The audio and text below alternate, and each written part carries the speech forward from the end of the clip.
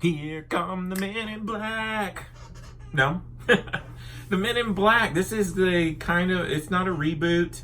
Men in Black International. Went and saw this. Had my first 4DX experience. Not really going to talk about 4DX because I'll maybe save that for another video where I kind of review the experience as a whole. But Men in Black International, I enjoy the Men in Black films. We just rewatched them a few weeks ago before we were going to go watch this. They do not hold up very well. The special effects, particularly the comedy. If Will Smith was not in those movies, I don't think they would be nearly as good as they are. He kind of really keeps them together. I really enjoy the first Men in Black. It's really good. Second one's all right. Third one I enjoy more than most people. It's not a great film, but I feel like it has more story and a little bit more depth than the other two, where the other two are kind of just the same thing. Especially the second one is just almost a carbon copy of the first film. So I was looking forward to this one. I knew this one's not going to have probably any mentions of the other one, and it doesn't. There's like one little thing, and it is just barely like blink and you'll miss it. But it's not a reboot or anything. This is just in the same world as the Men in Black franchise.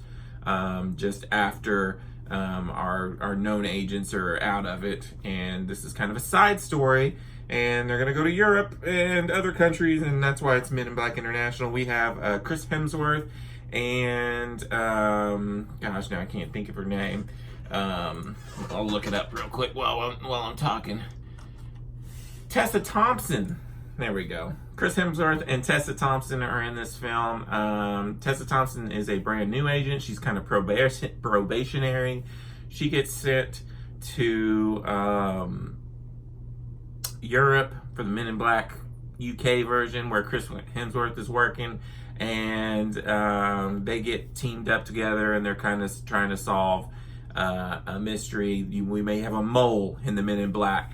Right, the very first scene of this movie kind of gives away what's happening in the plot. I mean, if not, I don't know. I'm not a super genius when it comes to these kinds of things, and I immediately knew what was going on with the plot of this movie. And then the whole movie is just kind of a slog to get through.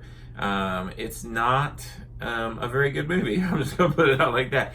I will say Chris Hemsworth and Tessa Thompson, they do their best. I don't really think it's their fault. They have good chemistry. We know this from Thor Ragnarok, and they were enjoyable in the film, particularly Tessa Thompson.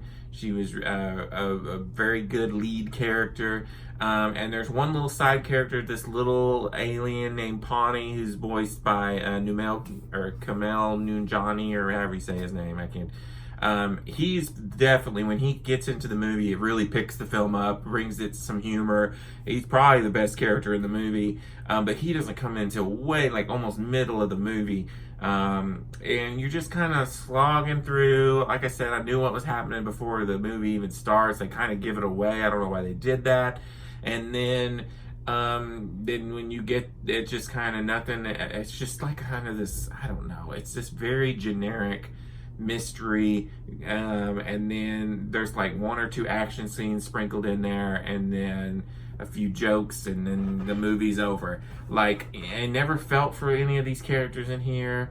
It tries to Liam Neeson's in this movie, and it tries to give you some kind of connection between him and Chris Hemsworth.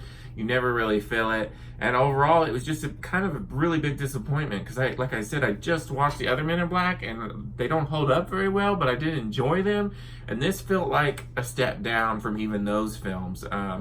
Matter of fact, this probably is the worst one for me. I even kind of like Men in Black 2 a little bit better than this, because I don't know. This was very bland and boring. This is not something I'm going to want to rewatch or buy or add to my collection.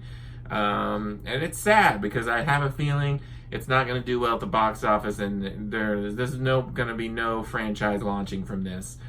This might be the death of Men in Black, which, you know, maybe it's time. We don't need to keep milking a franchise. But like I said, Chris Hemsworth, Tessa Thompson, they're okay. The little Pawnee guy, he's funny. I feel like if you're a really diehard Men in Black fan, you might get some enjoyment out of this. But for me, pretty disappointing. Probably one of the worst movies this summer so far. So I'm going to give Men in Black International a 2 out of 5. Until next time, this is Randy Cage. Peace out.